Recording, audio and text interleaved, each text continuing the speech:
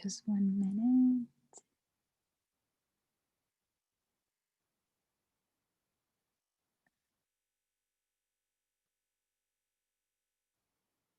Okay. So, أعوذ بالله من الشيطان الرجيم. بسم الله الرحمن الرحيم. Welcome everyone to our weekly Quranic wisdom study with Dr. Yamina. We are reading from Imam Nursi's Risale Nur, and this is 33rd word from the book called Words, and it has 33 windows, and we are continuing to journey through these windows that open us up, inshallah, to our uh, Lord, our sustainer, and his most beautiful names. So, Jazakallah khair, Dr. Yamina.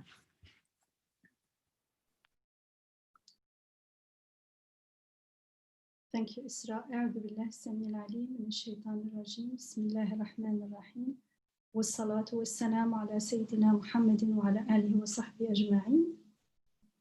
Assalamu alaikum wa rahmatullahi ta'ala wa barakatuh. Inshallah, everyone is doing well by the grace of God. So last week we stopped at the 9th window and we read the first part. And in the first part, we were told that everything worships God. All creatures worship God. And I had shared many passages from the Quran that repeatedly tell us how everything worships God and are obedient to his will and prostrate before him, which is also an expression that means that they obey his will. And in the second part, we just read it, but we didn't get to discuss it. And at the end, I had asked everyone to think and reflect. This I prefer reflect because reflecting involves the heart as well. It involves listening to divine inspiration. And the reflection was, what's the connection between the first part and the second part? In the second part, it talks about the testimony of conscious, true worshippers of God, meaning human beings who worship God knowingly, consciously. And so why does he start with everything worships God and then this? And we can read the second part and then you can share. But if you had the opportunity and spend some time reflecting on this connection, please go ahead and share with everyone.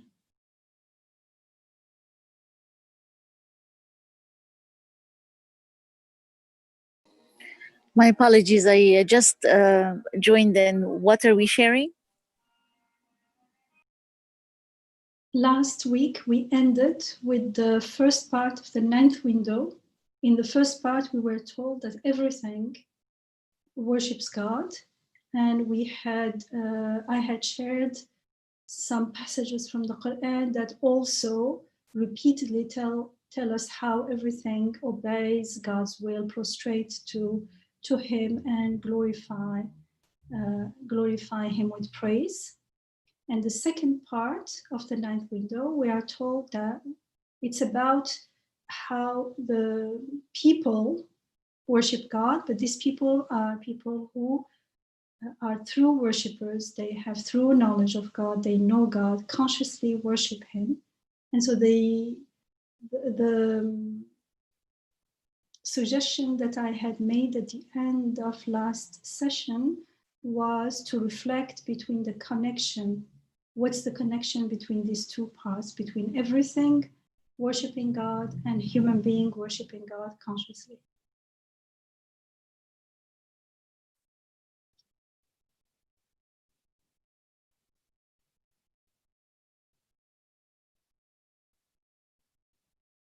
Yamina, we had a discussion during the weekend, and I think that was related to this question, which is the way I'm understanding it, that everything worships God because everything, and I'm speaking about things that don't have conscious, like everything out there does not have this ego, this Anna part of it. But human beings who consciously worship God, they have arrived to a station where they realize their Anna is just a unit of measurements. It's not something that they own. So then they become in tune with the whole universe that, that worships God, and reflects everything is not from me, it's from God. Like what you see me, I can, no way that I claim it. So conscious human beings then also don't claim anything to themselves. So is that the connection?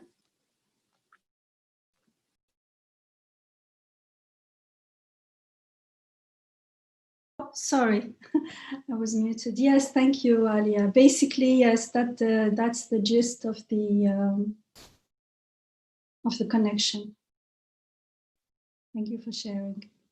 Anyone else has anything to share, inshallah?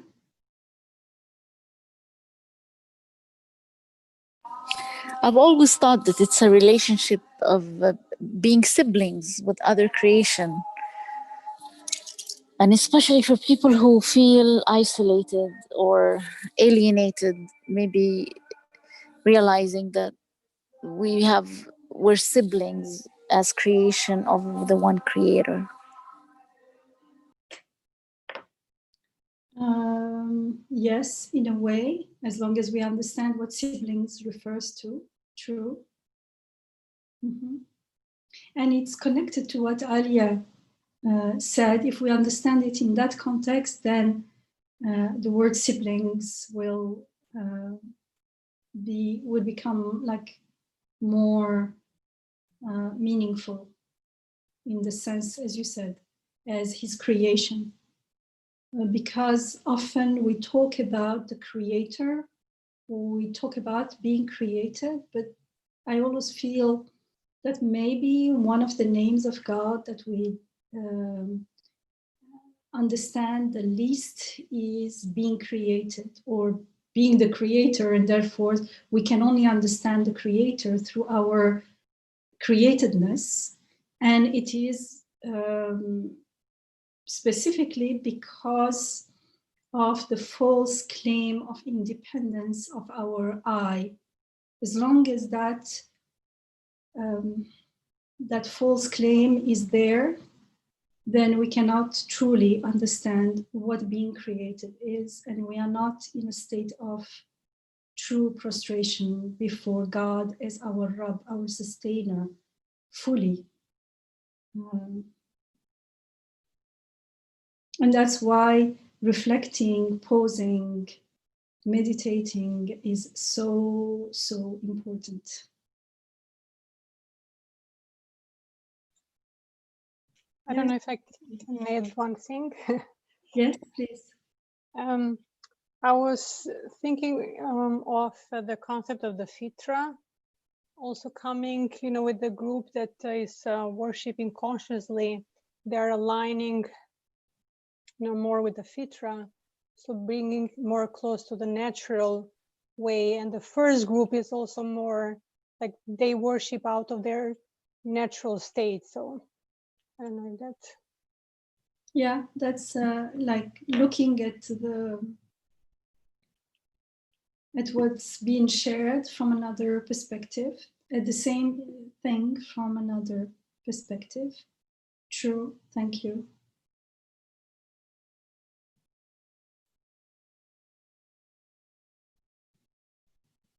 Anything else? Of course, here we are told that they are worshippers. We are told that everything is worshiping God. So it depends on how we understand worship. So when we understand worship as limited to the rituals, then there is no connection with the creation, because that's it. We have a very limited understanding of what worshiping God is. And of course, in that understanding, it's not only the worship that is limited, it's limited because of our understanding of who God is, because God is the object of worship, al-ma'bud, which was used, the word used in the text. And so if we don't know who God is truly, then our understanding of worship is also reflects that lack of knowing God. And so we think that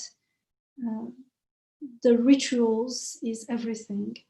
Now, even the rituals have meaning and become worship through the spirit of the ibadah, of ubudiyah, the spirit of truly worshipping.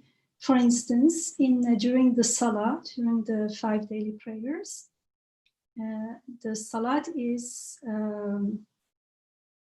how do you say, acceptable, valid, when we are aware, conscious that we are standing in the presence of God. So now the presence there are two things here.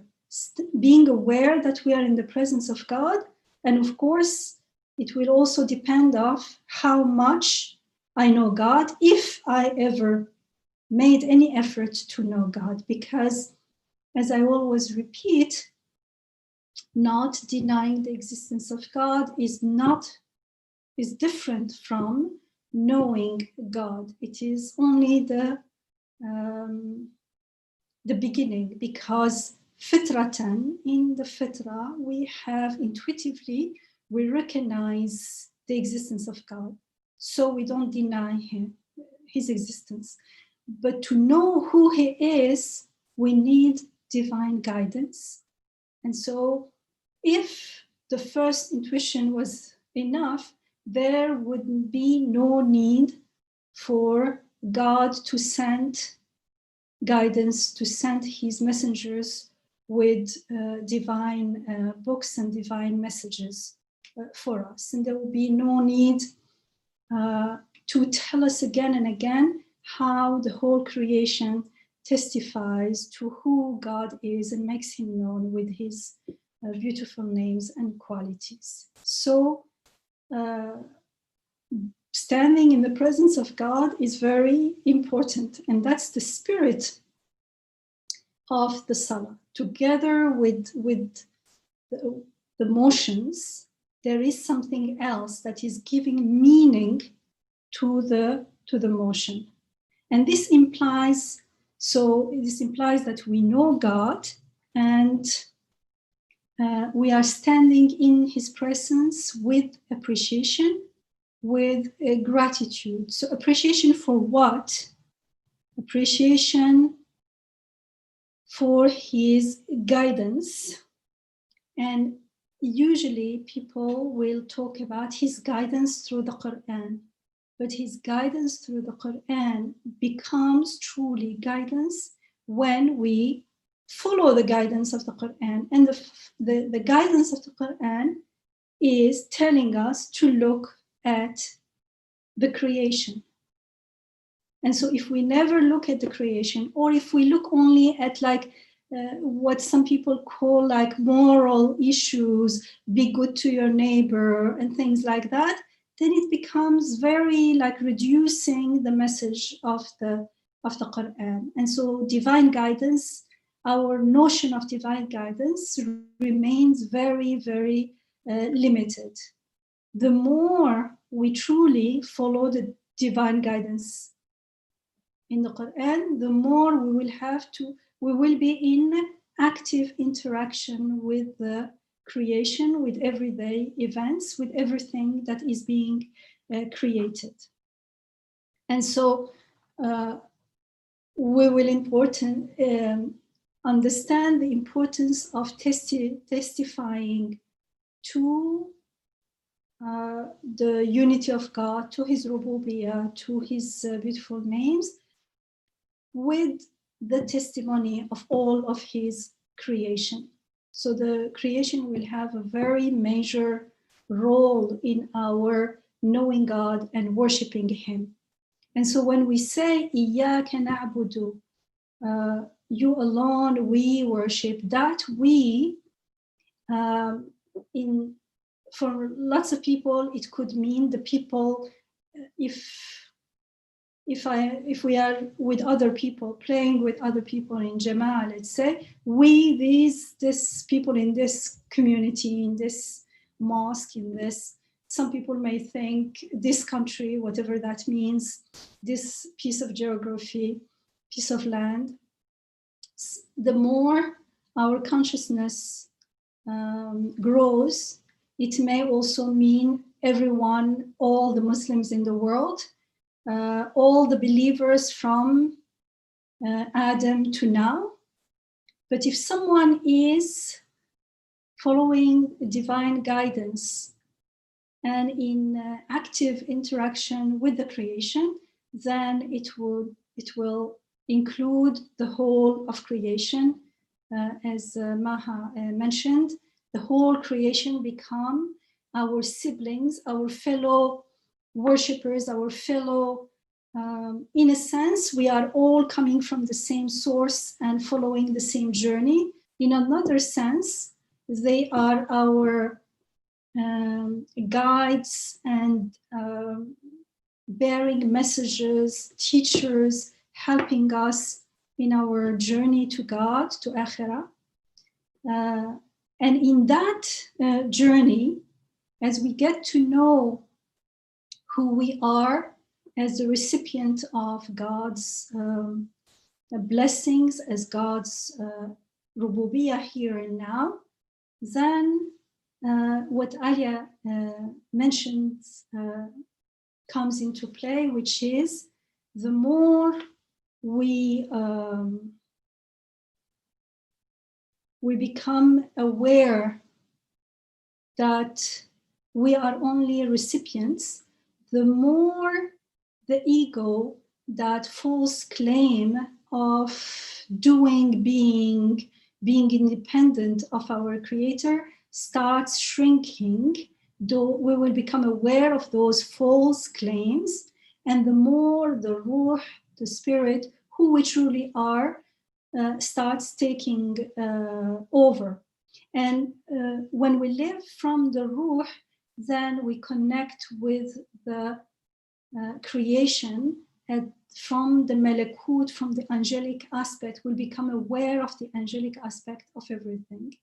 And we will see how they are obediently worshipping God, and we become more and more like them, in the sense that we also, as we let go of those false claims, we will more and more feel the need for divine guidance and to follow the divine guidance, to, abide by the divine guidance. And so the I becomes more transparent, more mirror-like, reflecting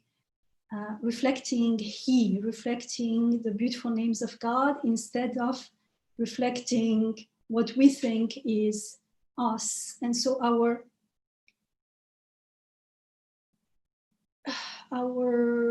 aspiration will change, our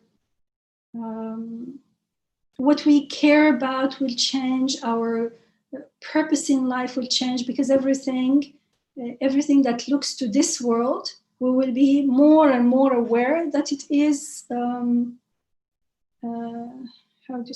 fleeting, transient, doesn't have any true substance. And so we become more and more focused on the hereafter, on the aspect of things that look to God to his beautiful names, to his eternal beautiful names, therefore to akhirah, to eternity, here and now. I'm talking about here and now, not after we die, akhirah. That's an understanding of when we are totally or almost like disconnected, and we think that the rituals is ibadah and full stop, and then the rest of the time we do what we want. There, the I is very strong, and there is a claim of almost, but unaware. We're unaware of it. That's what ghafla is about. We are heedless. We are unaware. We're unconscious that that's what we are doing. It feels like this is my life. I am doing choosing, which is still wiser than someone who doesn't care at all. That's why I'm taking it as the first step in this path. So it is a step, and it seems like I'm going to follow all the rituals, and the rest of the time it's mine. But when we start living from the ruh, from the heart, from the soul, it's not about quantitative division. This time, till that time, everything we'll do will be in the name of God, will reflect the names of God, and therefore will automatically make us closer to God, increase our iman, and it becomes worship, it becomes ibadah and ubudiyah, and it leads to a state of ihsan, which is that state of ihsan when we stand in the salat, for instance. The we includes all the creation. We, all your creation, our siblings, as Imam Nursi says, ikhwanuna al-kainat, our siblings, all creatures. And so everything becomes a way to remember God, as we are told in the Quran, in Ali Imran, I think it's ayah 191, when it says الَّذِينَ يَذْكُرُونَ اللَّهَ. So we become like that, inshallah. So if there is a comment or a question, we can take it. Otherwise, we can read the second part and see how, if you want, maybe we can read the first and the second, so it will be also a reminder for all of us, so we remember what we read last week.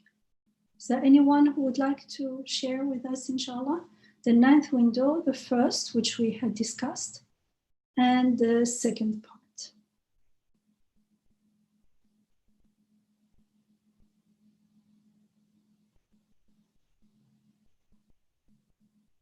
No one is reading? Assalamu alaikum, Dr. Yamina. Wa alaikum salam. Tyra here. Thank you so much again. Once again, I'm learning a lot.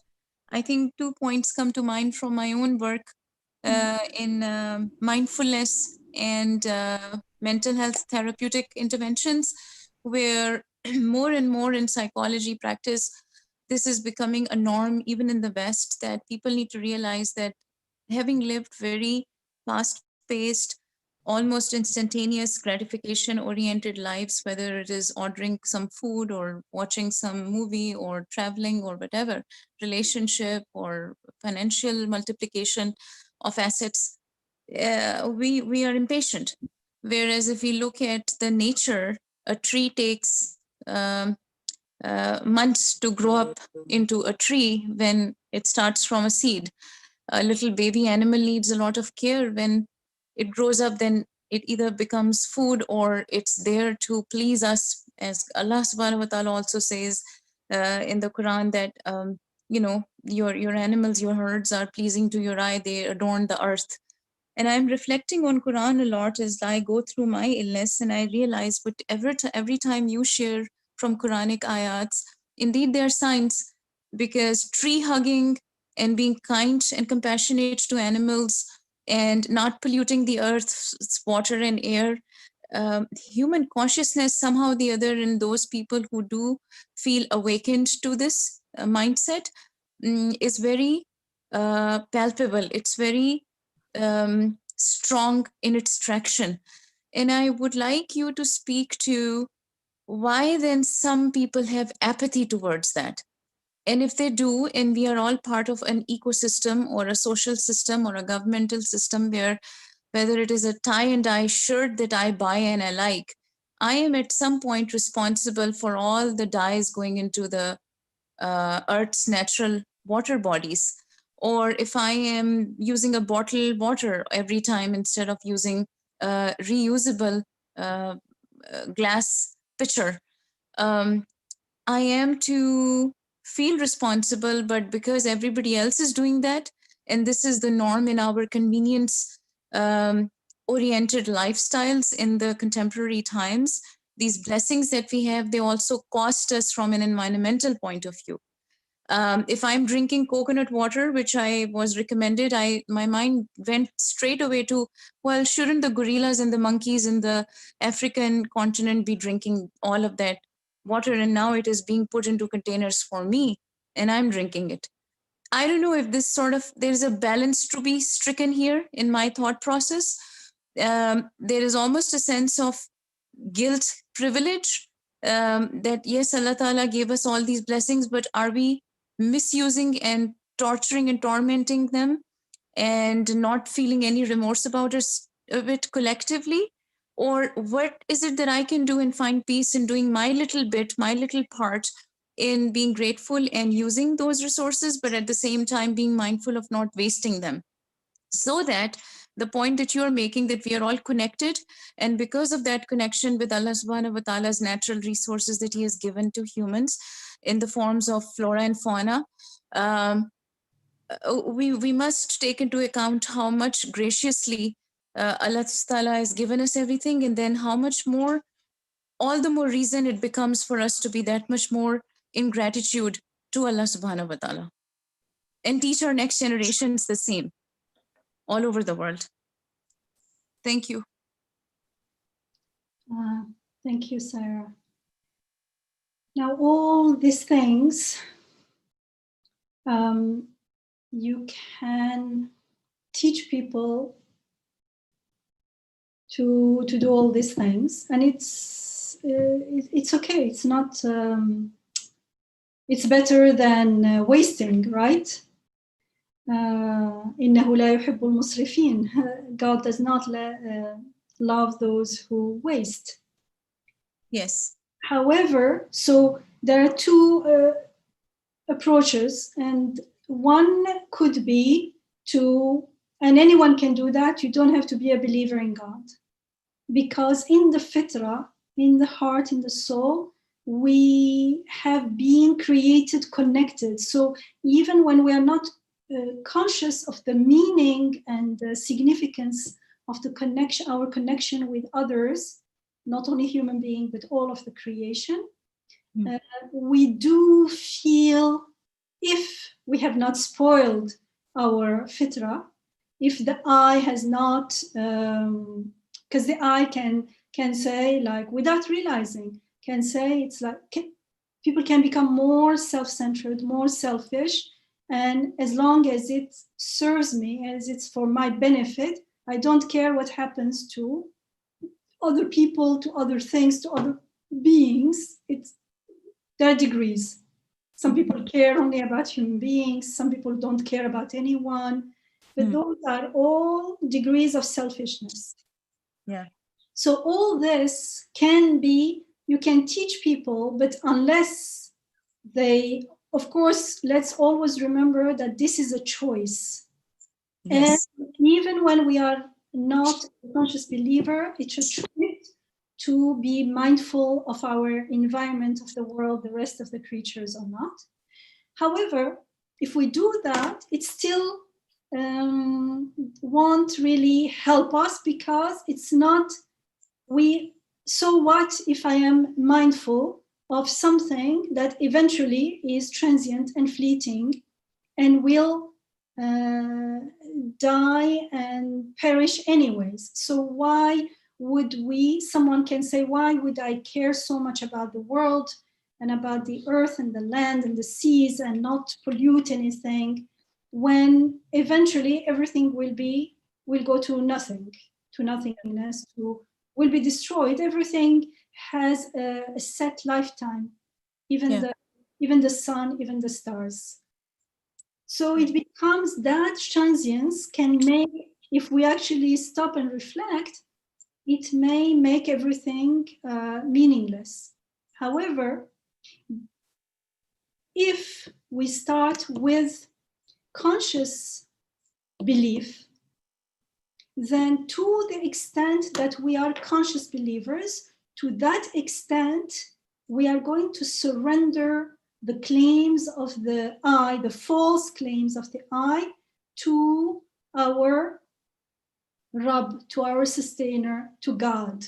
And the more we surrender, the more there will be less self-centeredness, less selfishness. Now, together with that will come the conscious connection with the rest of the world, the rest of the creation, and seeing the creation not only as a valuable thing out there that we need to protect to keep the ecological balance so that our children will have a good life, but because they have a Malakut side, which we talked about last week. They seem to be unconscious, yet they are acting in a conscious way. So just like the example I had given is like someone coming from another planet and imagining that human beings are only what they see, which means only our physical beings, they would miss the whole thing, because we know when we are relating to each other that the physical side, the physical part of us is only the tip of the iceberg. Who we are is much, much more than that. And that's why you can make friendship with someone without ever getting to know them through, forget about even hearing their voice. You can even, I remember when we were kids, it was corresponding, writing letters, and you get to know someone. You've never seen them, because there is much more than the physical. So it is similar with the rest of the creation. The more we live from the Ruh, the more we become conscious of the Malakut side, the angel side of all the creation, and how they are actively glorifying God, actively making God known to us, actively guiding us, showing us the way, communicating with us in God's name by his permission and his live. And so this, once we have this kind of conscious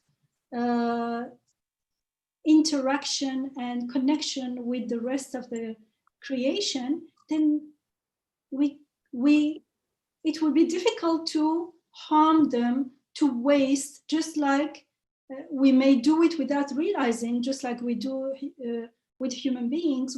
We will be more careful and more aware, and we will be using them in the name of God. So wasting will definitely become less and less. And wasting here has two dimensions. One is quantitative.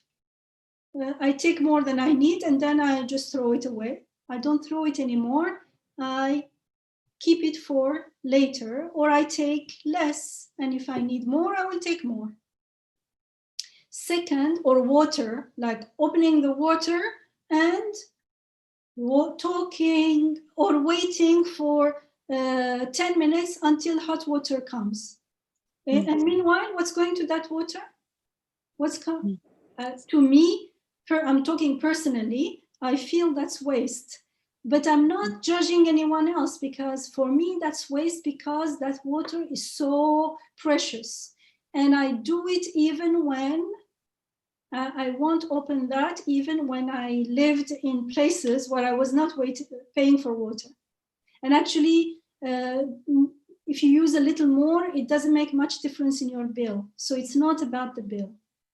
It's about my heart goes with it. Like, this is something so, how to say?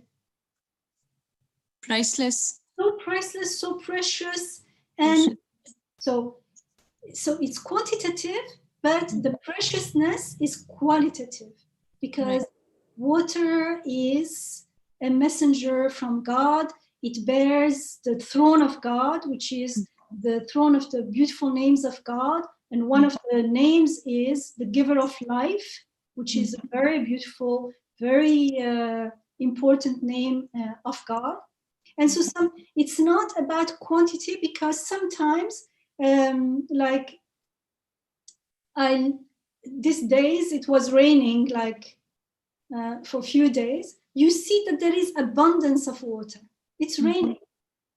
So it's not about the quantity only, because we are in a place where quantity doesn't seem to matter, but it matters because qualitatively the function and the meaning of water looks to names of God, to akhirah, to eternity, to the face of God. So it is, you can't just say there are so many of them. It's like someone comes and say, oh, there are so many people, we can just step on them like ants. You know, some people step on ants because they're not important. You know, what came to my mind as you're speaking, Yamina, is ambassadors. Like, you know, a country might have so many ambassadors, like, you know, ambassador for this and for that, like, you know, and the more they are, like, you know, that if someone is chosen to be an ambassador, then that person has very special qualities and represents the country, and you really treat them well. And doesn't matter how many they are, you're not gonna like mistreat them just because they're, like, you know, larger in number. So then each of these creations are ambassadors, and you treat them with the respect of the one who has appointed them as ambassadors. So, and now the meaning we have with them, for instance, when you see something growing and you get excited, if there is no iman, no conscious iman, belief, then that's it. I like plants, I like things that grow. But when it is conscious, then it becomes interactive. I like it and it likes me. It is speaking to me. I'm listening to it, and I know that it is created with a message for me. So it becomes like the hadith, the saying of the Prophet when he says, we love Uhud and Uhud loves us. So Uhud is a mountain with no green, nothing, just rocks. It looks like just rocks. But I can love a mountain, I can love anything, right? I can say, this is my, I like it. But how about it loves us? Yeah. That's the Malakut side of everything. And when we connect with that, and that's only possible when we live consciously from the Ruh, and that's only possible to the extent that we start to know God, to connect with Him as we are being taught here, through this window. And the result of that iman will start bearing fruit, because iman has to, if it is truly iman, has to move us in a state of ihsan, of living in the presence of God, so that our beliefs will translate into action. Action means words and deeds as well, and the way we live in the world we will become more aware. And if someone is not aware, it means there is a disconnection in that point. could be, it doesn't have to be in all areas. We don't know. And no one can, and it's not our, it's not our job to go and look what people are doing, but we can do it for ourselves. But we know in general, if, for instance, as a community, we don't have this awareness, it means we are lacking in Iman. It doesn't mean, so even if we, I remember like in Ramadan, trying to tell people not to use all like those hundreds of plates and everything that is disposable. How about we use our plates and wash them and things like that? People think it's, you're making their life difficult. They won't listen because for them they don't see why you're insisting. And so it's not, if we insist only because we don't want to pollute the earth, it's good, but it's not only because of that. As Muslims, as believers, Muslim means those who surrender to the will of God. The will of God is do not waste. And I say, oh, you know what? My will, my comfort, my ease comes before what you said. And what I think is my comfort is actually the comfort of my ego. Deep down, if I knew what I was doing, my ruh will be very pained by that, because we are created with that interconnection, with that compassion, with that potential awareness, with that potential of truly reflecting the beautiful names of God. Actually, in how do you say, through each window, starting from the first window, we were made to contemplate how the creation testifies to the oneness of God, to his rububiyyah. And the oneness of God here, it was oneness and unity of God. If you remember, it was wahidiyah through ahadiyah. There is no way we can truly confirm and have certainty that everything is created by God unless we focus and reflect on single creations. And then from there, we go through from one, we generalize to the whole. And so ahadiyah, wahidiyah relationship is very important in the process of testifying, on the process of shahada, and also how the creation are testifying to God's all-encompassing rububiyyah, to his absolute power, knowledge, wisdom, compassion. These are the ones that were repeated the most. And so in those windows, we saw how the creation constitute evidence or ayat, signs indicating truths about the unseen, about al-ghayb, and making God, the maker, their maker, our maker, known to us. Now, when we came to the end of the sixth, I think it was the sixth window, we were told how God inspires or imparts all hearts. So it was about divine inspiration, how everything that we find in our all knowledge, everything is actually coming from the unseen and is a sign to an all-knowing creator, maker, and that. In the eighth window, before this window, it was the testimony, if you remember, of the prophets and their messages, as well as the people who followed them, the conscious, illuminated spirits, saints, people with illuminated spirits, the saints, the scholars, and everything. And so it was about divine guidance, because the prophets are the link to divine guidance, and those who follow the prophets are like the followers in that chain that come to us as the living heirs of the prophets, warathatul anbiya. And in this 9th window, in the first part, it looks to the malakut aspect of the creation, the aspect that looks to the divine command, that looks to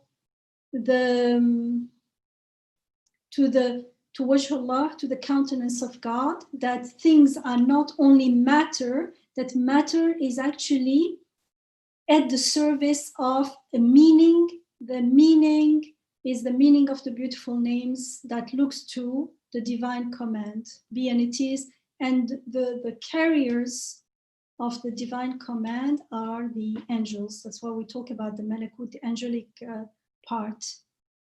And so in that part, we saw how everything worships. So worship is important. Things in the creation were ayat, were signs, were evidence. Now they became worshippers. So you see that there is a, if we truly follow these windows one by one, each week, we actually live with that, then the more we connect with and interact with the creation as ayat, as evidence, the more we start becoming aware of the malakut aspect of things. Because the ruh is aware of the ruh. In the beginning, it seems like we love Uhud, we love the mountain, and then we realize that it's not one-sided. The mountain is also, that's why I find myself loving it. Love is not one-sided, it's both sides. It is also speaking to me. It has also been inspired by God, like we are told, the bees, God inspired the bees and this and that. So everything is being inspired, just like we are being inspired through our heart. So the ruh is the channel of the inspiration, and we feel it in the heart. So too, everything is being inspired. When I am not aware that I'm being inspired, that's why the 6th window was important, that part. Then, and I'm not saying it's from me, but I'm acting and feeling as if it's from me. It means I'm not consciously acknowledging that whatever I know, whatever I think of, whatever is valuable in my life is inspired. I'm being inspired with that. It's coming from the unseen. It's not from me. When I become conscious of that and acknowledge it consciously, then I will also acknowledge that things are also being inspired. Otherwise, it seems like they are doing it somehow. I don't know how, like I'm doing things. We mirror each other. So the more transparent we become, the more we purify our heart and let go of the false claims and beliefs, the more we will start seeing the world as it is and see the malakut side. So we will see the divine inspiration.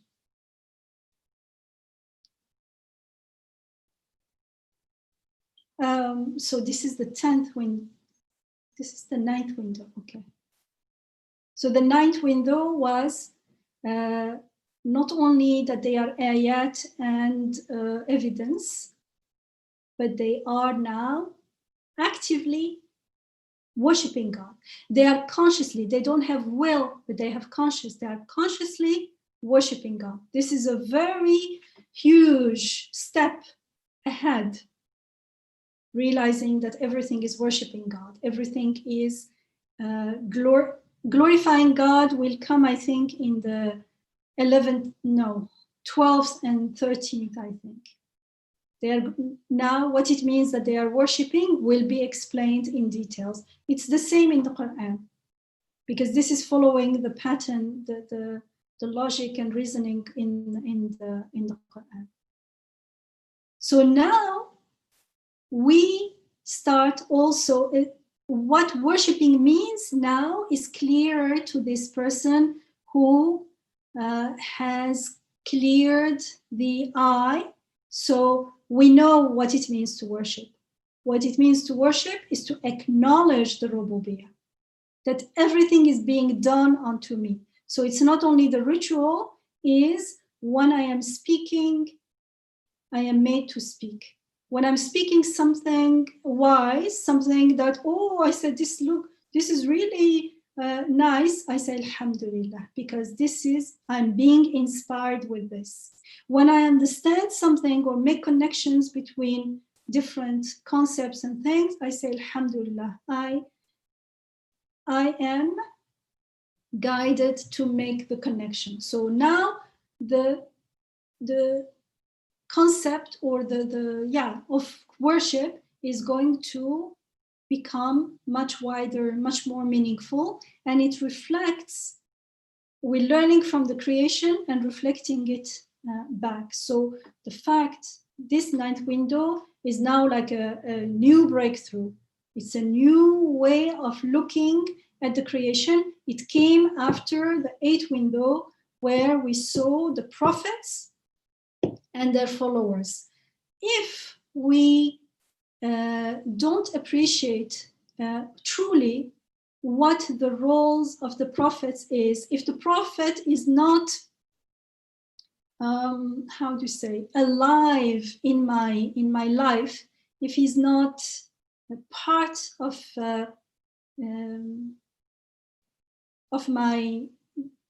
my life of getting to know God, then I won't realize how everything is actually worshiping God.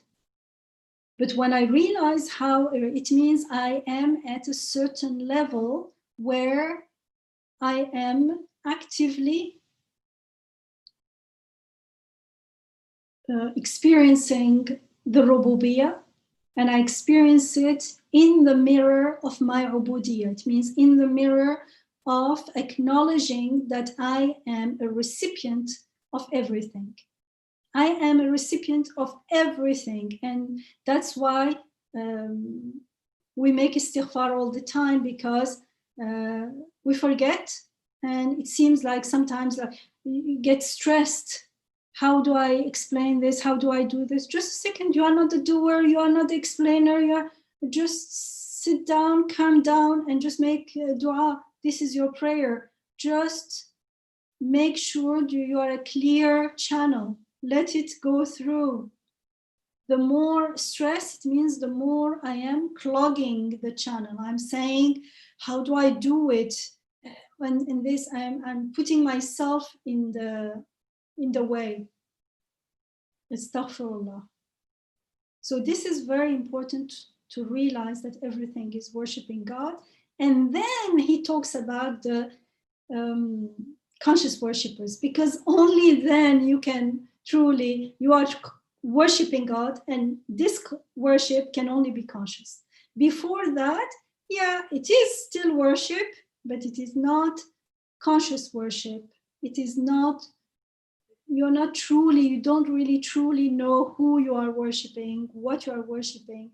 There is still the I am worshiping God, so please, I'm expecting something from you in Akhirah, like it seems like a negotiation, like getting Jannah or paradise in return. What is Jannah? What is worshipping? Is all mixed up in this understanding. It's unclear. There's lots of confusion because the I is veiling the true meanings. If you see what I mean. So maybe we can just read, inshallah, the 9th window. And then we can, if there is anything you want to share, please go ahead. Otherwise, we can, sorry. Who would like to read?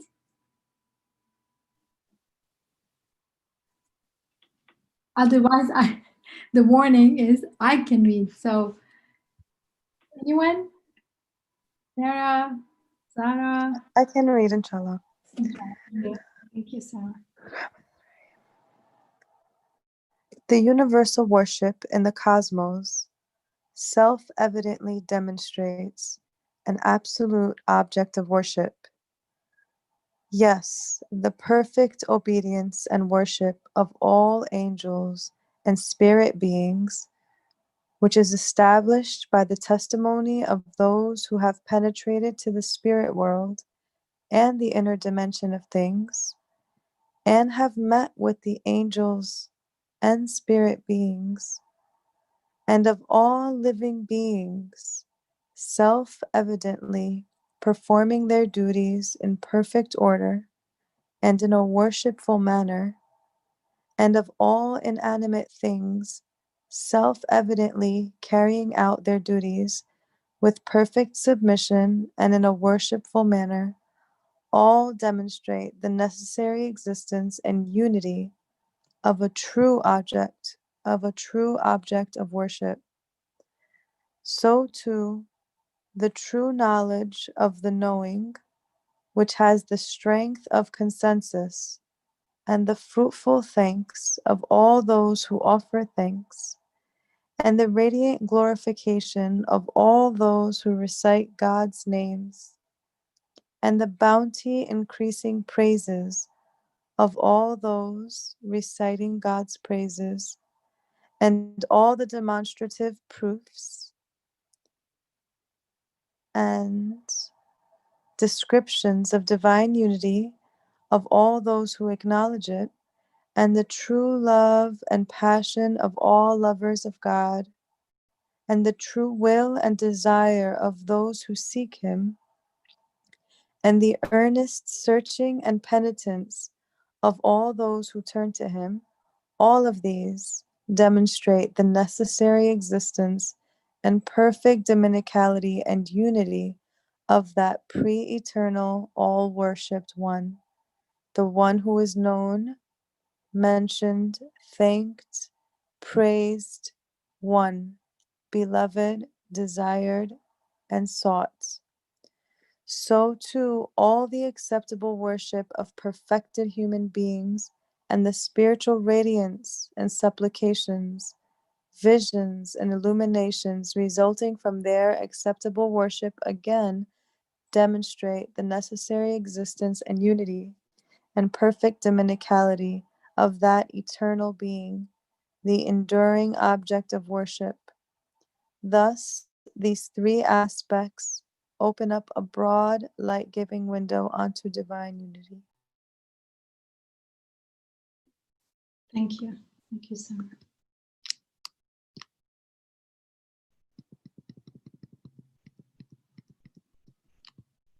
So the true knowledge of the knowing here is arif.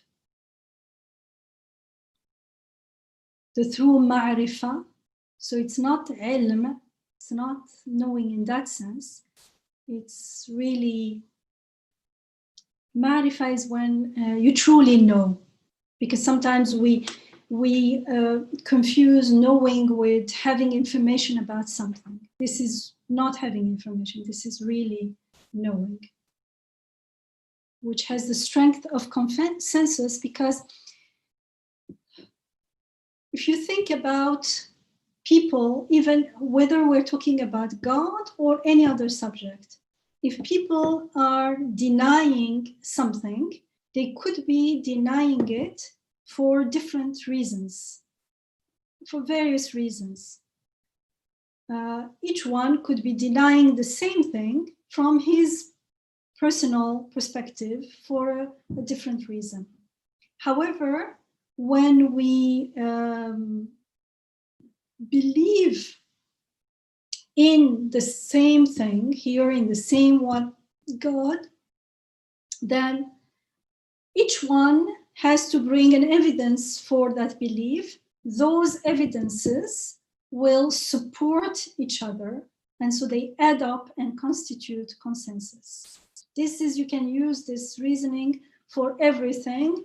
It's just, how do you say? You can think about it in any subject and it works. And the truthful thanks of all those who offer thanks here, and the radiant glorification here is dhikr, the dhakir, and of those who recite God's names is those who remember, the rememberers. I don't know how to translate that. And the bounty increasing praises of those who recite God's praises. A hamid is those who and the hamd, the praises is hamd, and all the demonstrative proofs and description of divine unity of all those who acknowledge it. And those here, those who acknowledge divine unity are al-muwahhid, muwahhidun. And the true love and passion. So love here is, the lovers of God are the muhib, al-muhib. And the love is muhabba, mahabba, and the passion is ashq. And the true will and desire of all those who seek him.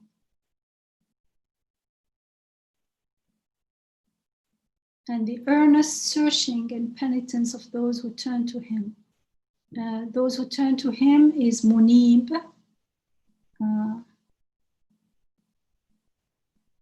And so the penitence is inaba. All these demonstrate the necessary existence and perfect rububiyyah, dominicality, and unity of that. Here the names are Ma'ruf, Madhkur, Mashkur, Mahmud, Wahid, Mahbub, Marghub, Maqsood. The one who is sought is Maqsood.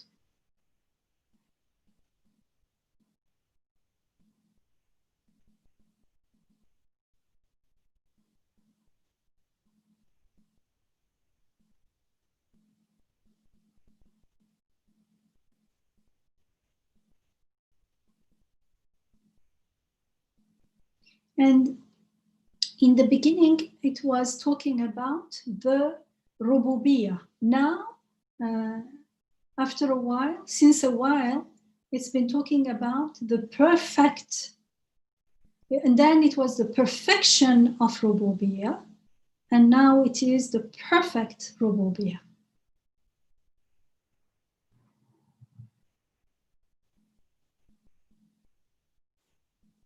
If there is perfect ubudiyyah, it means there is perfect rububiyyah. Of course, the creation point is a mirror to the perfection of rububiyyah, because they are mirroring it through being the recipient. For instance, the classical example, because it's easy, lifeless, unconscious water being used in all kinds of living beings in ways acting without any error, in perfect ways. That is a mirror, a sign reflecting the perfection of rububiyyah. When it came to human beings, the more they are conscious worshippers of God, the more they praise God, the more they remember him, the more they mirror his beautiful names, the more that is a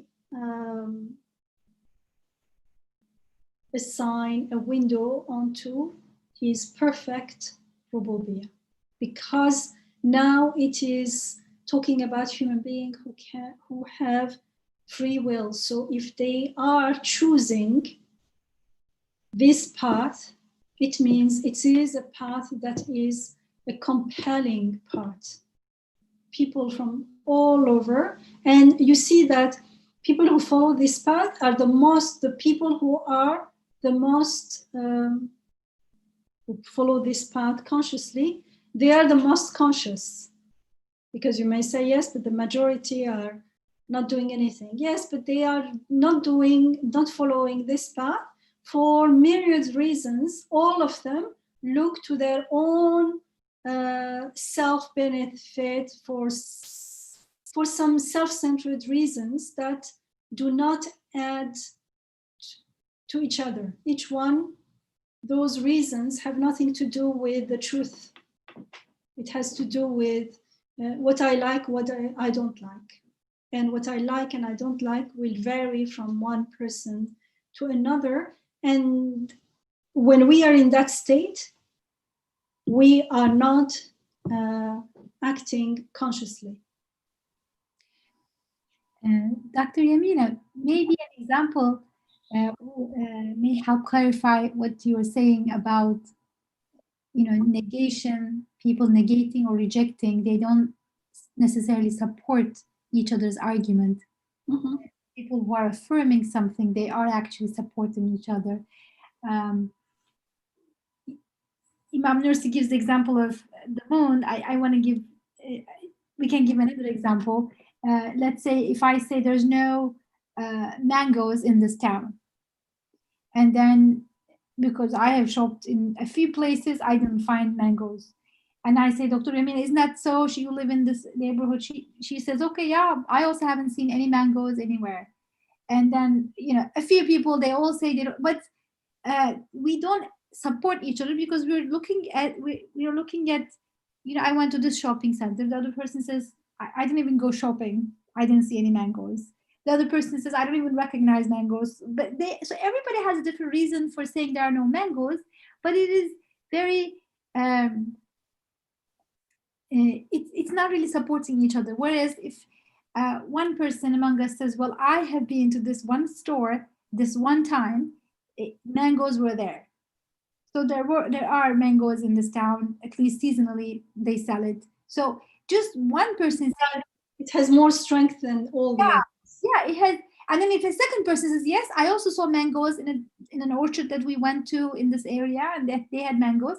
Those two people support each other and in that affirmation, because they're both pointing to something that supports their argument that there are mangoes in this town. It exist. And all hundreds of us, for various reasons, we didn't see a mango and we said there is no mango. We don't really support each other, nor our argument is stronger than those two people who actually show the mango. So here, as you were reading these different people, and they are all in very strong ways are talking about, in love with, longing for, showing the evidences of, analyzing. There's so many people, and I can't say, well, there are a lot of atheists too. More, actually, maybe. I don't know. Atheists, but people who claim to believe in God, but actually, like the people who actively don't have any evidence. Some people may say they believe in God, but they don't have any. Look, well, as opposed to these people, have passion, they work on the evidences, and they're in love, and they're praying, they're longing. And then somebody can say, well, there are people with opposite, and yet it doesn't have the same strength, because it's like people saying we haven't seen mangoes, so there are no mangoes. Negation and affirmation are not the same. It doesn't add up the same way. So as last time someone else had mentioned that it isn't even in one Quranic Islamic context. You look throughout the world, and there are people in various religious traditions are talking about something beyond, and talking about being grateful and loving and longing for this being. And even just tonight I was looking at this reading that mentions three different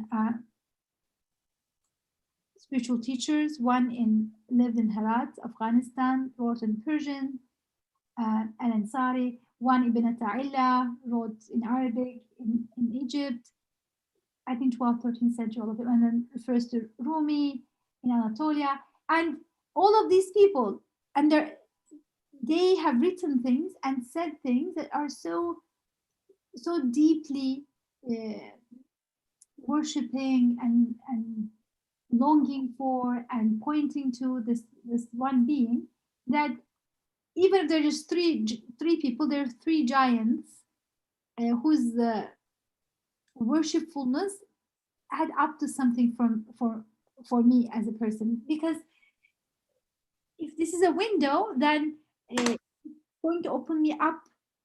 It should open me up to my creator. And I don't see the creator directly, but I see the creator in the mirror of these individuals throughout the ages in various ways, are offering intense and well, thought out worshipfulness to this being. So I see them first, and then they become another window to the worshipped one, the loved one, the remembered one, and so on. Yeah. What Isra referred to is in the Risale Nur, Imam Nursi, rahimahullah. He refers to the moon, for instance, the sighting of the moon in Ramadan. If many people say we didn't see the moon, but if one person says I saw the moon, then you follow the one person, because the others, maybe they didn't see it for different reasons. Maybe where they are, there were clouds, there is something. And it's the same actually in maths.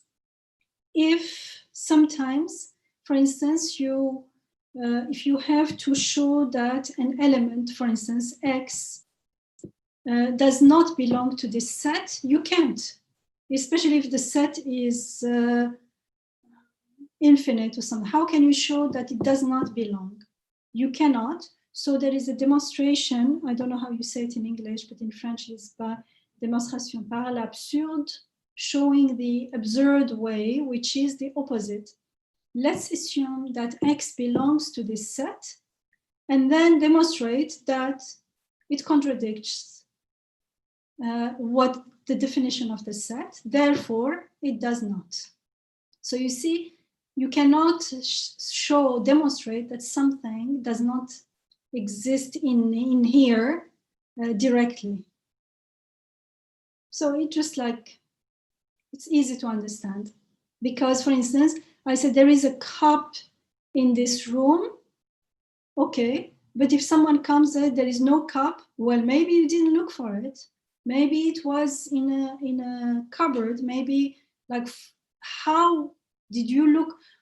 I said, well, I looked, I didn't see. So to say it doesn't exist, you have to go and really make sure it doesn't exist at all. But to say it exists, when you see it and show it, that's it. It's the end of the discussion. So affirmation and negation have very different. You have to search everything in the house to show that. To affirm that truly. But if you find in one place, that's it. Even if you didn't search the whole house, if you find a cup on the table somewhere, you proved that there's a cup. That's it. It's enough. But the other one, even when he looks everywhere, someone will say, maybe you didn't look well enough. Maybe it's still some there. You can't say for sure. You can just say, as far as I'm concerned, I couldn't find one. So shall we stop here, or shall we at least read the 10th window, so that next week we will be, inshallah.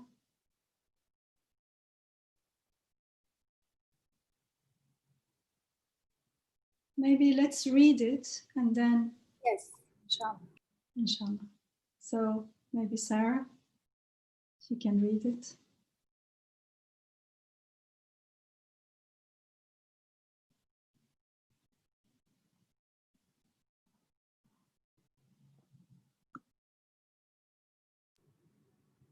Maybe Sarah is with the baby. Anyone can read it. Anyone who would like to read 10th window? Oh, Sarah, are you back? Yeah. Sorry, I had myself muted. So it starts with a passage of the Quran. Bismillah ar-Rahman ar-Rahim. And he sends down water from the sky and brings forth with it fruits for your sustenance. And he has made subject to you the ships, that they sail through the sea by his command. And he's made the rivers subject to you. And he has made subject to you the sun and the moon, both diligently pursuing their courses. And he has made subject to you the night and the day. And he gives you of all that you ask him. But if you count God's bounties, you will never be able to number them. The mutual assistance and cooperation of beings in the universe. Okay, that's the Quran, chapter 14, verses 32 to 34. The mutual assistance and cooperation of beings in the universe and the fact that they respond to one another show that all creatures are raised by a single nurturer, are organized by a single director, are under the jurisdiction of a single disposer, are the servants of a single Lord. For through an all-embracing law of mutual assistance, the sun cooks the necessities for the lives of living beings on the earth through a dominical command, and the moon acts as a calendar, and light, air, water, and sustenance hasten to the assistance of living beings, and plants hasten to the assistance of animals, and animals hasten to the assistance of human beings, and the members of the body hasten to assist one another, and particles of food even hasten to the assistance of the cells of the body. This most wise and generous mutual assistance of these beings, and their responding to one another's needs, and their supporting and strengthening one another in accordance with a law of generosity, a law of compassion, a law of mercy, show clearly and self-evidently that they are the servants, officials, and creatures of a sole, unique, single one of unity, a peerless, eternally besought one, and absolutely powerful, absolutely knowing, absolutely compassionate, absolutely generous, necessarily existent one. O wretched, bankrupt philosophy, what have you say in the face of this mighty window? Can your chance interfere in this?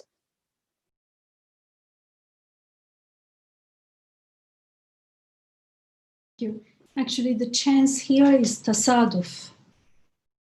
And when it says the most wise and generous mutual assistance of these beings and their responding to one another, of these inanimate and unconscious, the original has of these inanimate and unconscious beings, and they're responding to one another's needs and they're supporting. Because the fact that they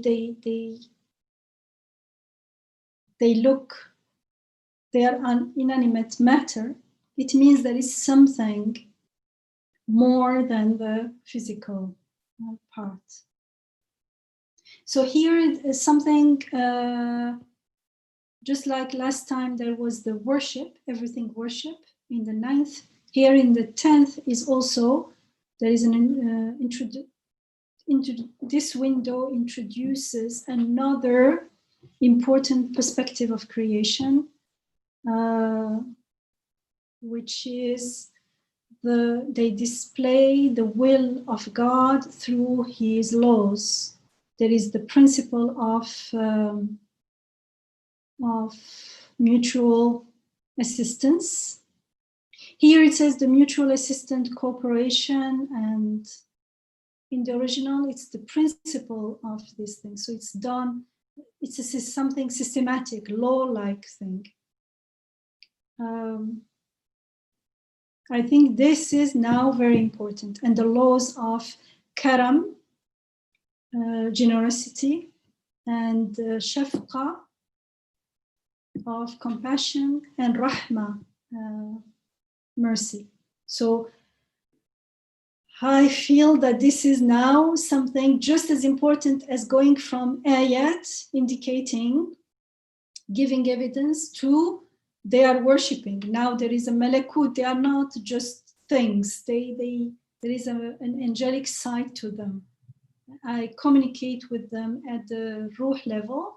Now there is this, they are displaying the will of God in a way that makes suddenly the world feel very welcoming, very cozy. This, can you imagine this mutual assistance, cooperation, responding to each other?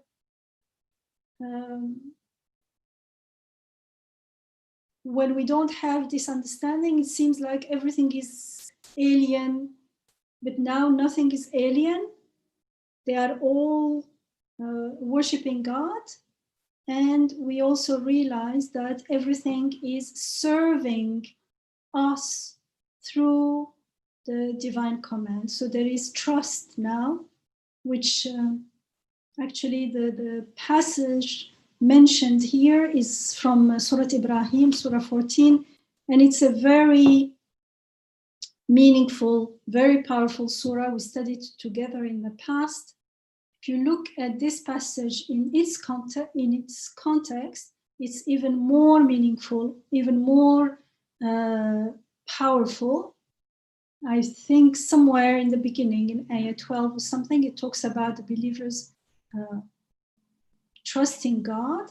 Here now we can trust God if we truly testify the laws of mercy, the mutual self-assistance and cooperation, then it will become much easier to let go of our fears and our doubt. The world, I feel like how we live in the world will be totally, totally different. And here in this passage is important because in Ayah 32 and 34, there is the, how is it translated here? Subjugated to you or something like that. Taskhir, sakhara lakum is repeated twice in Ayah 32 and twice in Ayah 33.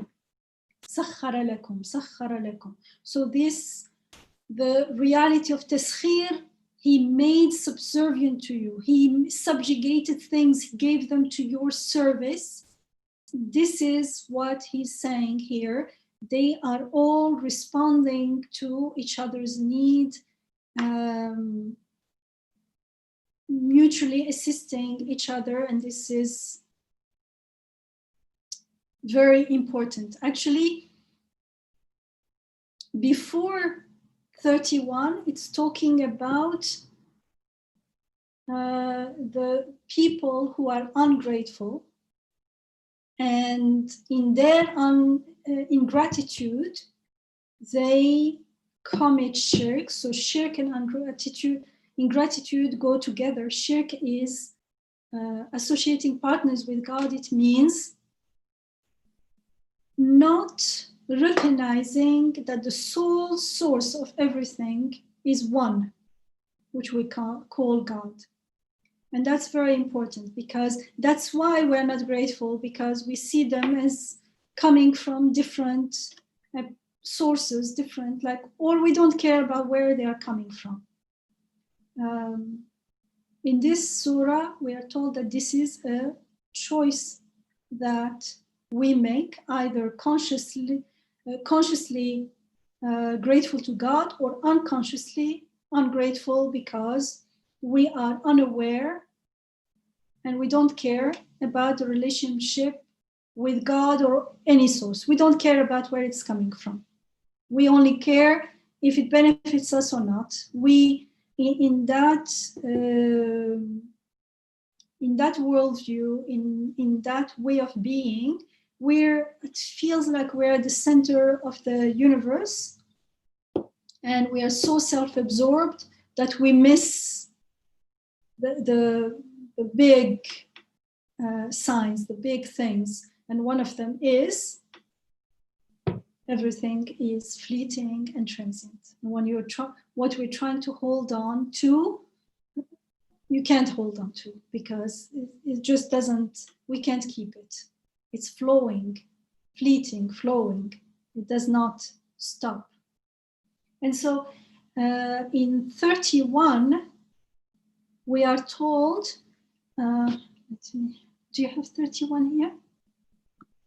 And tell those of my servant, قل لعبادي, those of my worshippers, my servant, who have believed that they should be constant in prayer and spend secretly and openly, and of what we provide for them as sustenance, and spend of what we provide for them as sustenance, ere there comes a day when there will be no bargaining and no mutual befriending. So you see, otherwise there will be a day when nothing, it means this, the transience is talking about transience. And then in 32 actually starts with, and it is God who sends down. And remember, it is God who has created the heavens and the earth, and who has sent down, and who sends down water. So it's important. After talking about the mushrikun, those who are ungrateful, unaware of who God is, and therefore ungrateful, therefore associating partners with God, then it says, tell the believers to do this. And then it says, who this God is immediately. This is always in the Quran. As soon as it says worship God, do this to God, it will tell us who God is. And God always describes himself in terms of his creation, because that's the only way we can know him, through his creation. So in 32 starts with, and he, Allahu alladhi khalaqa as-samawati wal ard. And it is God. So I don't want to look at the passage in that window, because it starts with he sends down. It is God who has created the heavens and the earth, and who sends down water from the sky, and thereby brings it forth fruits for your sustenance, who has made ships subservient to you. وَسَخَّرَ لَكُمْ الْفُلْكَ. سَخَّرَ. He has given them to your service, so that you may sail through the sea at his behest, بِأَمْرِهِ, at his command. And he has made the rivers subservient to you, and he has made the rivers, he has given them to your service. وَسَخَّرَ لَكُمْ. And in 33 as well, وَسَخَّرَ لَكُمُ الشَّمْسَ وَالْقَمَرَ. And then وَسَخَّرَ لَكُمُ اللَّيْلَ وَالنَّهَارِ. So he is giving everything at your service. So this is the law of, or the principle of mutual, what did it say? Mutual assistance, cooperation, responding to one another. And all these show the law of generosity and compassion and mercy. And you can add in other places, he adds the laws of knowledge, the law of wisdom. So this, the truth of taskhir, of making things subservient to you, subject to you, giving them to your service, I think is very important. Dr. Yamina, I know our time is ticking and getting close, but I wanted to share that I find this commentary, this way of explaining the passage, very interesting, because I used to think, I'm becoming conscious of it as I am, listening to you. I used to think subjugated as, as more like hierarchy, like somebody is above and subjugating. Like if I get a servant, the servant washes, my bathroom. I don't think about the helper like that, but like subservient, like somebody's serving you and you're above kind of sense. But actually, the verse is not saying that. It's سخر لكم, and so I love the way it's rendered here by Imam Nursi. It's about you being helped by. They are cooperating with you. They are assisting you. They're assisting each other and you as well. Like there is a law. I think the context here. Maybe next week we can read. There are many places where Imam Nursi also talks about compares the Quranic wisdom and materialist philosophy's claim to be wisdom, which is life is a struggle. Yeah, definitely we need to talk about that, because that's one of the things that came to mind as well, that when we study science, there's so little reference to things helping each other. They're constantly talking about things are struggling, competing with each other. And yet if we were all competing with each other, how would we? Not only science, it's like everywhere.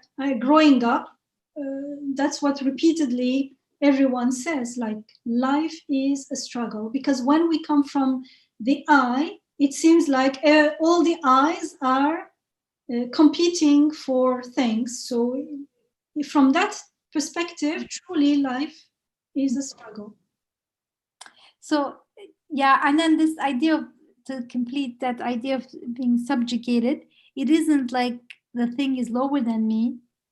And I really didn't mean to say persons who helps us in the house. I don't actually think in that way, but sorry about that. So subservient, like somebody is lesser, or like, the animals and everything is lesser than human beings. But this isn't the verse saying, because they aren't like under our control in any way, but they are helping us.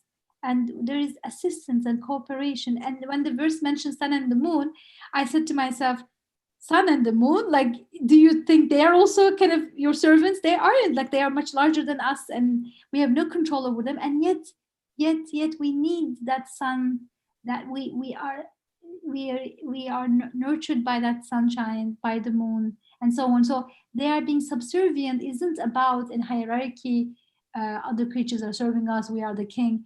It's there's an honor there, but it isn't about subjugating.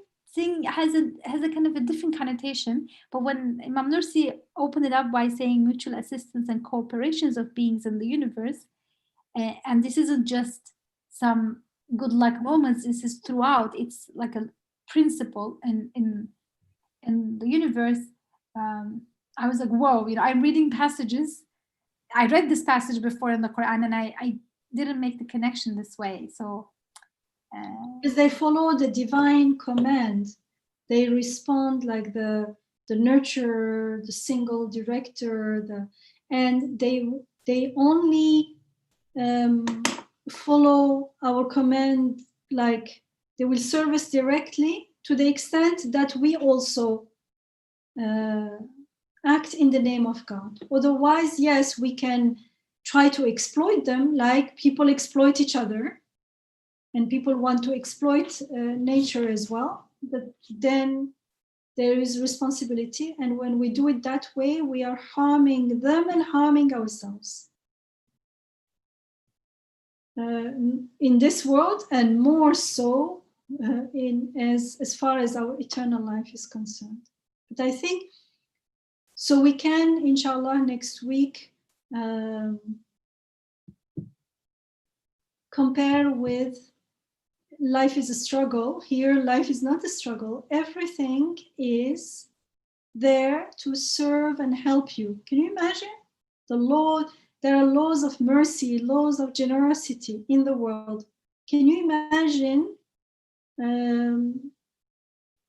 how this belief, how this perception, this knowing would change if we were certain about this? How would this change our life?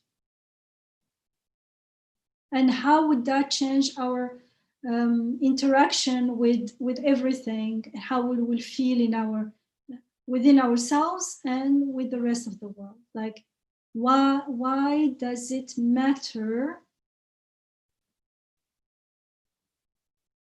that we testify to this principle of mutual assistance and these laws of generosity and compassion and mercy? What do they have to do with us? How would they change our life? I personally feel that if I could stay with that certainty, I can imagine how my life would be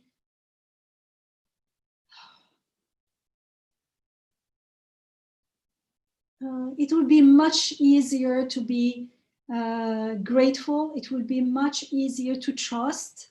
It would be much easier to let go of any doubts, any fears. And remember, this is important because the more we are grateful, the more the blessing increase. And the opposite is true as well. The more ungrateful and complaining, the more the misfortune increase. And we are told in Surah Ibrahim, the famous ayah 7 of Surah 14, وَلَئِنْ شَكَرْتُمْ وَإِذْ تَأَذَّنَ رَبَّكُمْ لَئِنْ شَكَرْتُمْ لَأَزِيدَنَّكُمْ وَلَئِنْ كَفَرْتُمْ إِنَّ عَذَابِيَ لَشَدِيدٌ. Remember that He, meaning God, promised, if you are thankful, I shall certainly give you more and more, but if you are thankless, my punishment is indeed severe.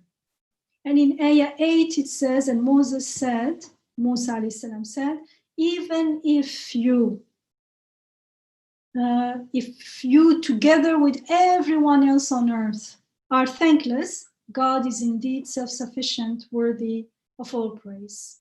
If all of you everyone was thankless and ungrateful, فَإِنَّ اللَّهَ لَغَنِيٌّ حَمِيدٌ. It means He doesn't care. It won't change the fact that He does not need, He's self-sufficient, and He's still the one worthy of praise, whether I praise Him or not, because everything is from Him. Everything that is worthy of praise is from Him.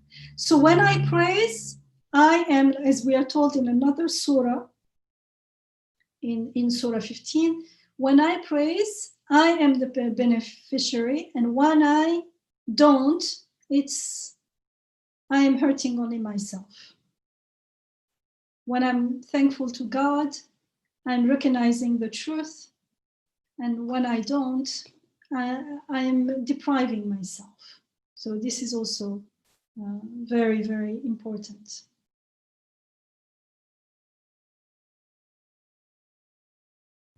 I want to read a comment here. Yes, please do. And any comment, please go ahead before we stop. So somebody noted a complementary relationship. I think that's relating to the world and living beings helping each other. And then someone else said collective glorification of Almighty Creator by all of His creation in universe, on earth, and across 7 heavens. True.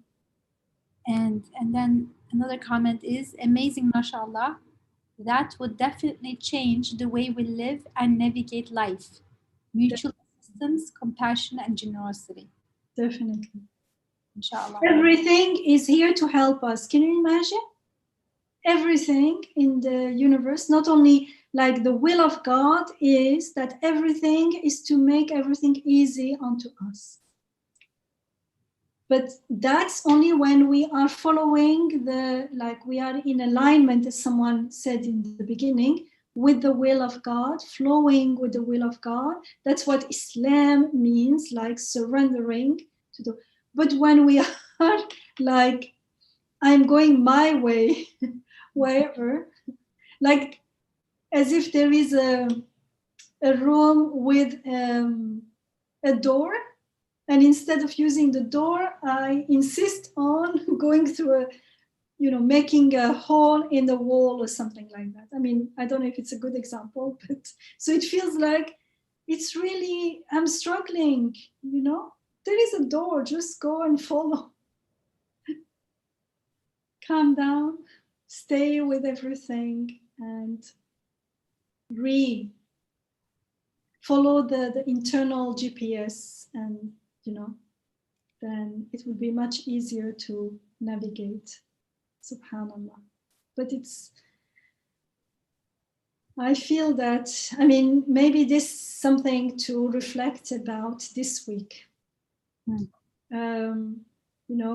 Everything is helping each other. There's this mutual assistance, and he uses also within our own body, everything is cooperating. Everything in the world is cooperating with our own body to sustain our life. The food, everything, things that we are not even aware of, everything is going on in a way that is beyond our imagination. So the more we reflect on this, and we become more and more, our heart becomes more and more satisfied, more and more that yes, there's this taskhir, God is putting everything at the service of each other, making everything assist each other, help each other. Then just thinking about it makes me feel much more at peace. Can you imagine living life this way? Must be amazing. And how it's going to reflect on our social life, communal life, and as Sarah was worrying about the whole planet, all other creatures and everything, it's going to definitely have our relationship with everything is going to change too.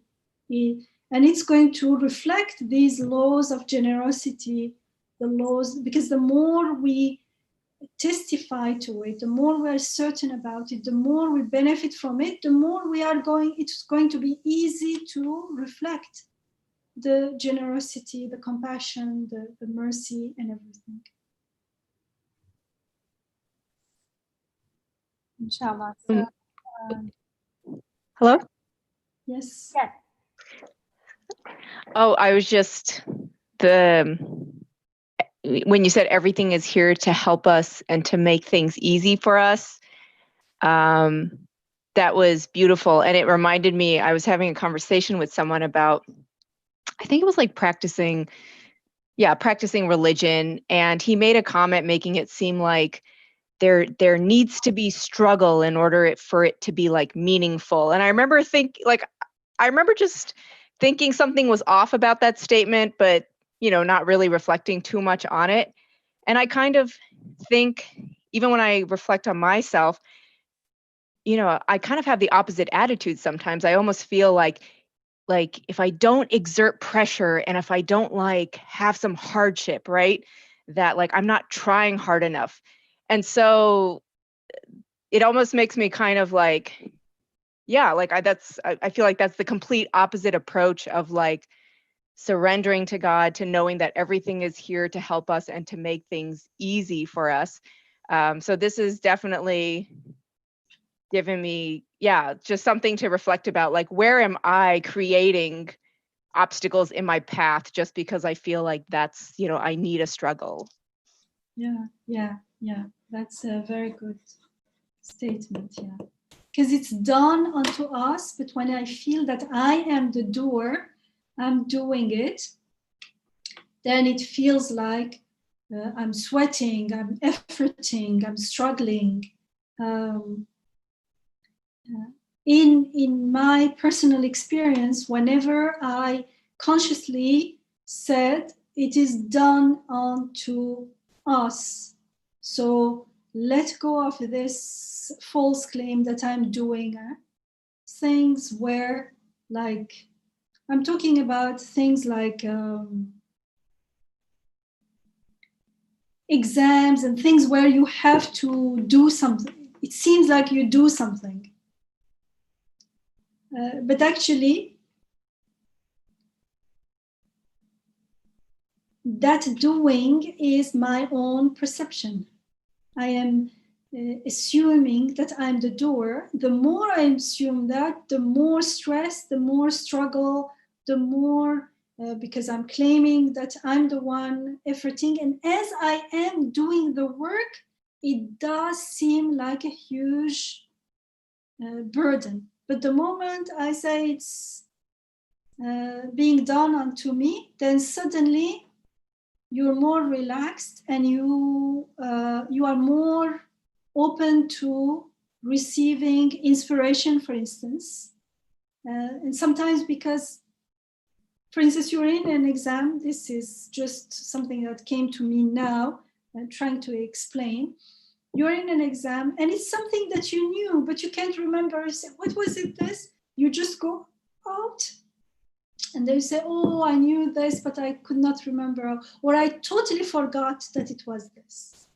But when we are in that state of connectedness, of open to receive, we are more likely to make connections, to remember, because remembering is also something we can't force onto ourselves.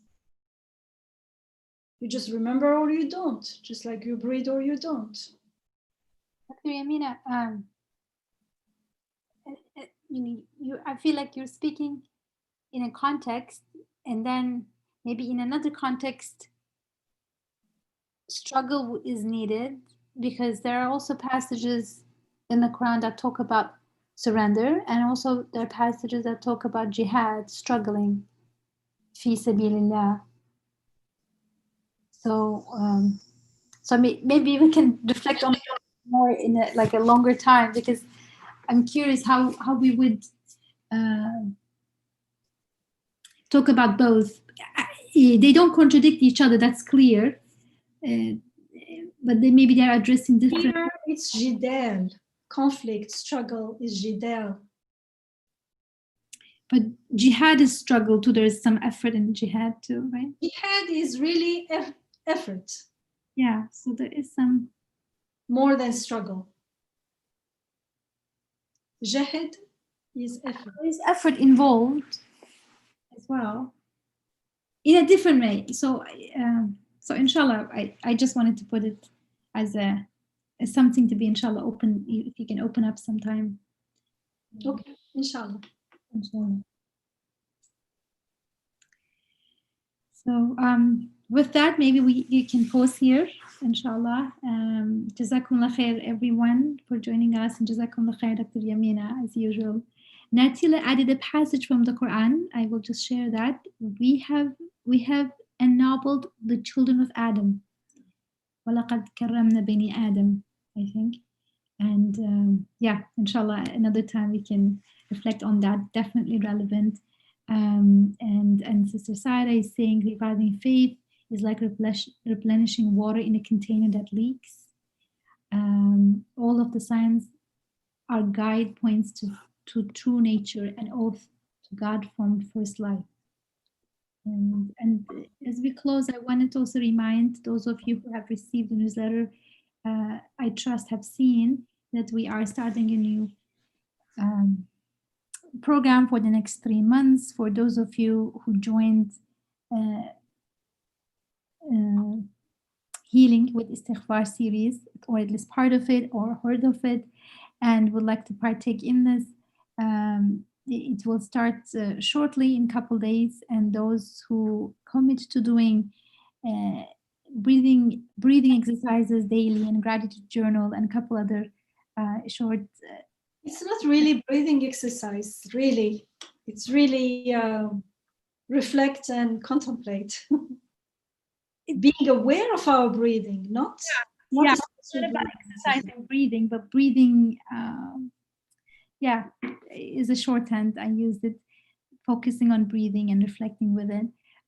So if you are interested, you can go back to our newsletter, email, or you can check it on Facebook. I'm going to post the link here as well if you want to sign up, if you want to commit for these bi-weekly meetings. You need to sign up, send an email to Receiving Nur, or just fill out this form if you haven't already. So I just wanted to remind that as well. And inshallah, we'll meet next Wednesday evening. Inshallah. Thank you. سبحانك لا علم لنا إلا ما علمتنا إنك أنت العليم الحكيم وآخر دعوانا الحمد لله رب العالمين اللهم أرنا الحق حقا وارزقنا اتباعه وارنا الباطل باطلا وارزقنا اجتنابه آمين آمين والحمد لله رب العالمين والصلاة والسلام على سيد المرسلين وعلى آله وصحبه أجمعين. Thank you, and may you stay with